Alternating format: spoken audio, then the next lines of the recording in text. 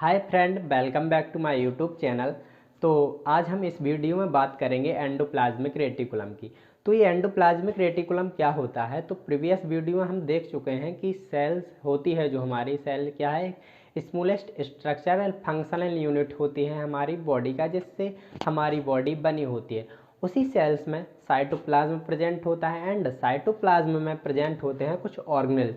जैसे कुछ इस प्रकार के, जैसे हमारी कुछ सेल है, तो सेल में जो साइटोप्लाज्म पाया जाता है एंड उसमें साइटोप्लाज्म के अंदर कुछ ऑर्गेनेल्स भी प्रेजेंट होते हैं, जैसे न्यूक्लियस हो गया, एंडोप्लाज्मिक रेटिकुलम हो गया, माइटोकॉन्ड्रिया हो गई, राइबोसोम्स हो गए। तो उसी में से हम बात करेंगे एंडोप्लाज्मिक रेटिकुलम की, जो सेल्स में प्रेजेंट होता है। तो क्या है इसका वर्क? तो discuss about this endoplasmic reticulum. तो देखें तो एंडोप्लाज्मिक रेटिकुलम, इसको हम शॉर्ट में ERV बोलते हैं। अब देखें हम, तो एंडो मीन्स होता है इनसाइड, एंड प्लाज्मिक मीन्स होता है साइटोप्लाज्म, एंड रेटिकुलम मीन्स होता है नेटवर्क। तो हम कह सकते हैं कि यह नेटवर्क इनसाइड इन साइटोप्लाज्म, मतलब जो साइटोप्लाज्म के अंदर ये नेटवर्क लाइक स्ट्रक्चर है, इसे हम क्या कहते हैं? Endoplasmic reticulum. अब हम देखें इसकी डेफिनेशन। तो endoplasmic reticulum network of flattened sacs and tubules in cytoplasm. तो ये network and sac and tubules like ये स्ट्रक्चर है, जिसे हम क्या कहते हैं? Endoplasmic reticulum. अब हम देखें तो मेम्ब्रेन बाउंड ऑर्गेनेल्स ये भी है, मतलब इसमें इसकी भी एक मेम्ब्रेन होती है। जैसे हमने देखा कि सेल की मेम्ब्रेन्स होती है एंड सेल के अंदर जो न्यूक्लियस है, इसकी भी पर्टिकुलर मेम्ब्रेन होती है। इसी प्रकार साइटोप्लाज्मिक की भी एक पर्टिकुलर मेम्ब्रेन में होता है। अब हम देखें तो ऑकुरेंस इन 3 फॉर्म्स। अब हम इसे 3 पार्टों में डिवाइड करते हैं एंडोप्लाज्मिक रेटिकुलम को। तो फर्स्ट ऑफ ऑल देखें तो लॉन्ग ट्यूब्यूल्स होते हैं इसमें। अब ये लॉन्ग ट्यूब्यूल्स क्या हैं? तो देखिए, जो आप ये देखेंगे, ये आप देख पा रहे होंगे, ये इसे हम कहते हैं ट्यूब्यूल्स। एंड अब सेकंड क्या है? वेसाइकल्स। अब वेसाइकल्स क्या है? जो आप ये देखेंगे ये स्ट्रक्चर, तो ये है हमारे वेसिकल्स। अभी हम बात करेंगे आगे चल के कि ये क्या है और कैसे वर्क करते हैं, ठीक है। एंड थर्ड हम देखें सिस्टर्नी। अभी सिस्टर्नी क्या है? तो आप जो देखेंगे ये स्ट्रक्चर है, इसे हम बोलते हैं क्या? इन सारे पार्ट को सिस्टर्नी, ये कहलाते हैं हमारे सिस्टर्नी। आगे हम इस वीडियो में डिस्कस करेंगे कि ये सिस्टर्नी भी क्या होती हैं। एंड अब हम देखें तो attachment one side with plasma membrane. तो जो एंडोप्लाज्मिक रेटिकुलम है, ये आगे चल के कहाँ कनेक्ट होती है हमारी? किस में? प्लाज्मा मेम्ब्रेन में। आगे चल के कहाँ कनेक्ट हो जाती है? ये हो जाती है हमारी प्लाज्मा मेम्ब्रेन में। And other side with outer nucleus membrane, and ये अंदर की साइड कनेक्ट होती है न्यूक्लियस मेम्ब्रेन में। तो आप देखेंगे तो जो इस प्रकार का जो हमारा न्यूक्लियस है, एंड न्यूक्लियस के अंदर जो ये आप न्यूक्लियस की मेम्ब्रेन देखेंगे, तो न्यूक्लियस में जो पेरी न्यूक्लियर स्पेस होता है, तो पेरी न्यूक्लियर स्पेस से क्या कनेक्ट होता है? Endoplasmic reticulum. यहाँ से कनेक्ट होकर ये लास्ट कहाँ तक कनेक्ट रहता है? ये हो जाता है हमारी प्लाज्मा मेम्ब्रेन से कनेक्ट हो जाता है। कहाँ से? पेरी न्यूक्लियस स्पेस से कनेक्ट होकर कहाँ तक जाता है? प्लाज्मा मेम्ब्रेन तक।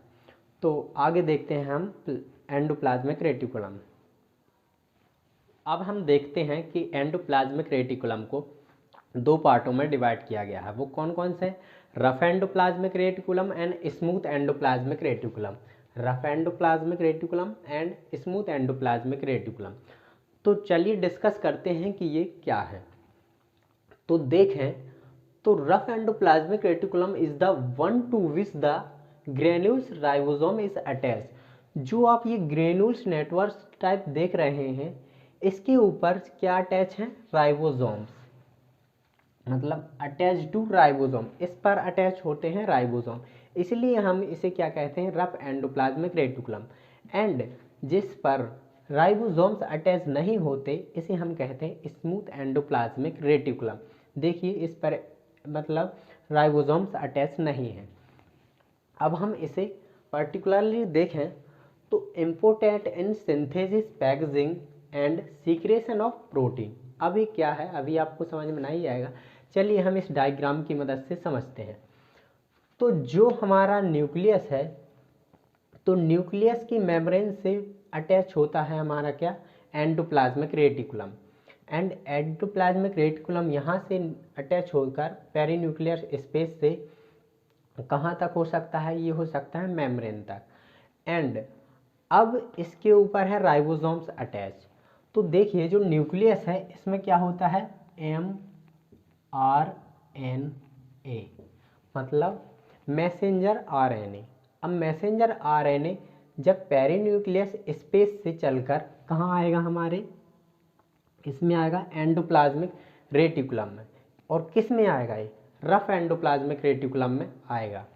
अब रफ एंडोप्लाज्मिक रेटिकुलम में मैसेंजर आरएनए आ गया, तो इस पर होते हैं क्या, राइबोसोम्स अटैच।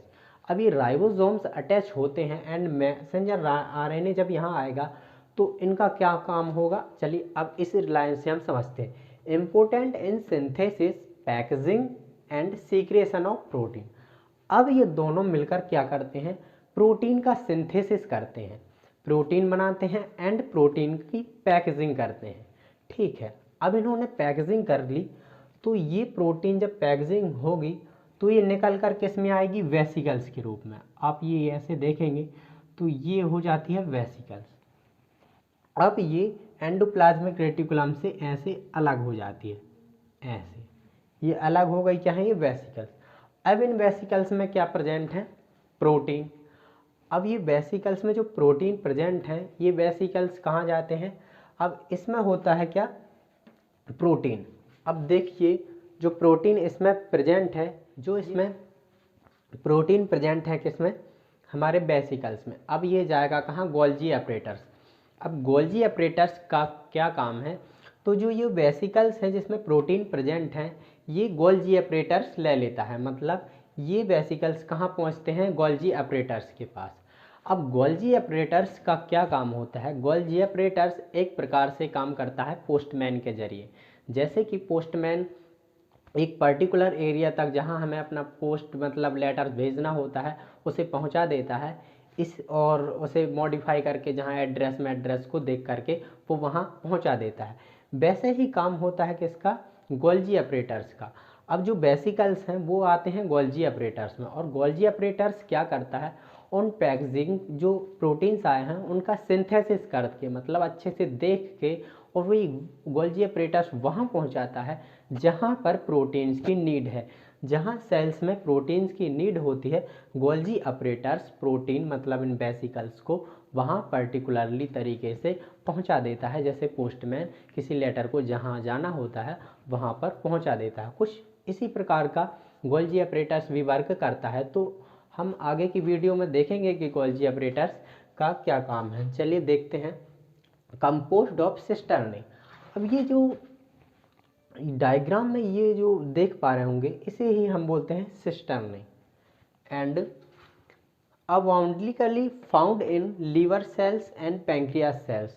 अब जो एंडोप्लाज्मिक रेटिकुलम है, रफ एंडोप्लाज्मिक रेटिकुलम है, ये किस में ज़्यादा होता है, तो देखें तो जो लीवर सेल्स हैं एंड पैंक्रियाज सेल्स। अब इनमें क्यों ज़्यादा है, क्योंकि भाई इनका काम भी तो ज़्यादा है, पैंक्रियाज एंड लीवर का काम ज़्यादा है, इसलिए इनको बहुत नीड होती है प्रोटीन्स की, तो ये उसमें बहुत ज़्यादा रहते हैं।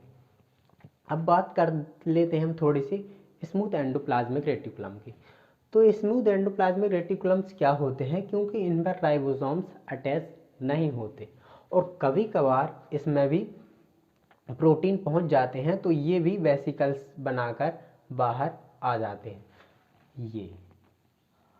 तो thank you about this video. अगर हमारी आपको वीडियो पसंद आई हो तो कृपया like and subscribe and share करना ना भूलें। यदि आपने अभी तक हमारे चैनल को सब्सक्राइब नहीं किया है तो कृपया सब्सक्राइब कर लीजिए और हमारे यूट्यूब चैनल पर बहुत सारी मेडिसिन से रिलेटेड वीडियो अपलोड हैं। कौन सी मेडिसिन किस काम आती है, इन सब के बारे में हमारे यूट्यूब चैनल द्वारा बताया जाता है।